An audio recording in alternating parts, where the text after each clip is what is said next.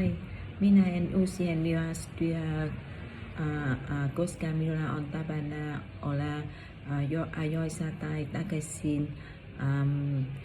Jos olen koulussa myöhässä, en voi kuunnella opettajan oppituntia. Joskus pelkään, että opettajan rankaisee minua ja puhuu vanhemmille. Jos minä olen töihin myöhään, se ei ole hyvä, koska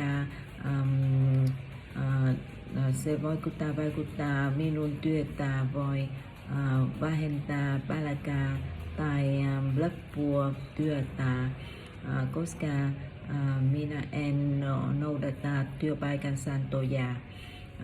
Pomo ei tykkää siitä.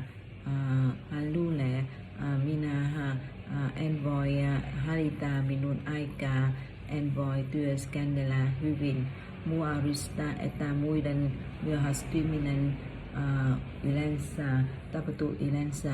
Se on tosi huono, koska se tukee kaikki aikaa. Ajattelen, että tämä ihminen ei kunnioita itseään ja muita ihmisiä. Se on heidän tapana ja persoonallisuus. Heillä on ajan hallintaongelmia, eli he eivät laske kuinka kauan kestää päästä töihin tai kouluun. Se on asioita he tekevät joka päivä säännöllisesti. Kiitos.